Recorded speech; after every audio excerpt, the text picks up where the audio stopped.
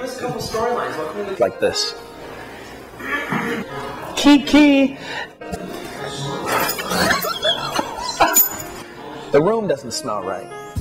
My character in the soap opera is very intelligent, he's very confused, and he's very vindictive. Without really knowing that himself. From the third person looking in, you're kind of like, you know, he's playing with people's lives, and he's vindictive. He can be a little messy, but at the same time, he's sweet, and he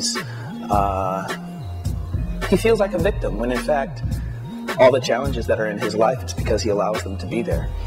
When you have a soap opera that's running on a major network that's being financed by a studio, you're kind of a slave to what they say is good and what they say is a no-no.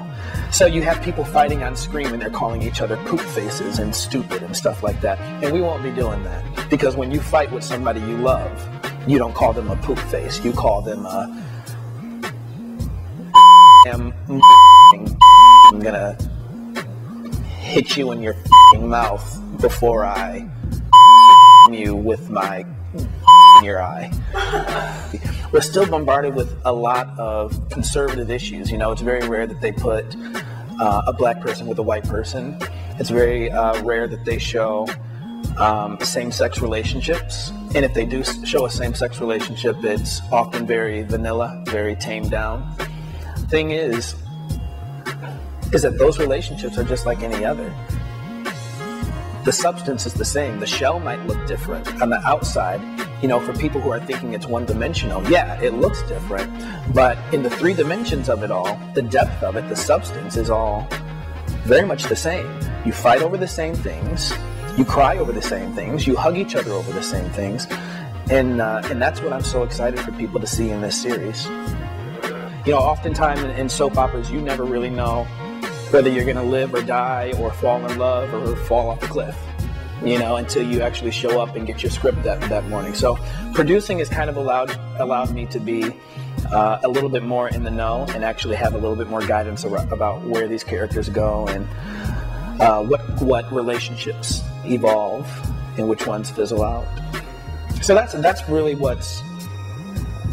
for me what's the big difference between being when I was on Days of Our Lives compared to what I'm doing now with Park East. Okay, well, of course, there's always love triangles. There's sex. There's money. There's violence. There's backstabbing. There are friendships. There are enemies. There are lovers. It's going to be fun. It's going to be sneaky. It's going to be sexy. There's going to be fights. There's going to be love connections. There's going to be new family members. There's going to be old family members. And it all boils down to one big messy pot. And that's so it's really cool. Park East is going to be on Glow TV Networks, which Maurice Jamal started. Maurice Jamal is the director of Dirty Laundry and Ski Trip and did a bunch of episodes of The Chappelle Show. And he's a groundbreaking pioneer in not only black cinema, but also LGBT projects. And so to take these two minority, if you will, groups like together and put them in one big package, Maurice Jamal is the perfect person to partner with. And so this show is going to be exclusively on Glow TV Networks, which launched Labor Day weekend 2010. And we're expecting Park East to premiere first quarter of 2011. When I tell you that there are a couple of scenes where people are going to put it down, I'm telling you, people are going to put it down. And I want people to be shocked. It's 2010, you know? And we live in a time now where minorities, whether it's Latino, whether it's black, whether it's women, whether it's gay, whether it's lesbian, whatever it is, this minority group that has consistently been held to a lesser standard, now we're able to take all of those groups, put them in one series, and let them be exactly who they want to be, without any limitations. So the reality is that we all know people in our lives who are Latino, black, women, gay, lesbian, transgender, transsexual. We all know somebody, and you have kids that go to school with people who are gay, lesbian, black, Latino, you know, all of these different things. And so I think that we are definitely ready for this sort of show. Do I think it's going to be comfortable for people to watch all the time? No. But are people going to be interested in seeing it? Absolutely.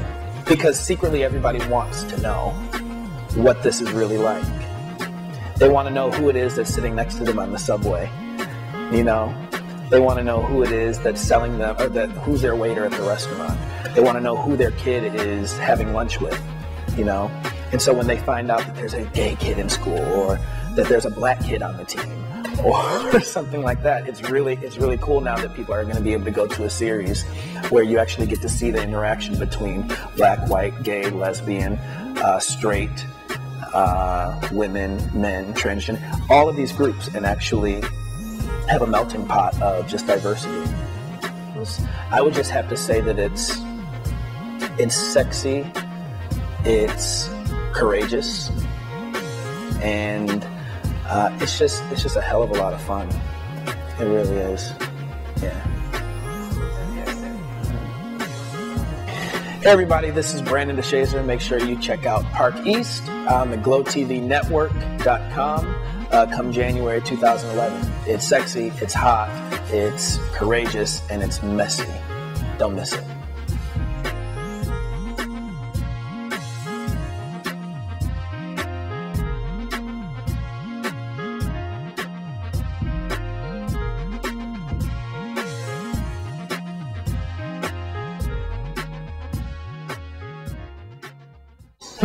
How much would be allocated for lube?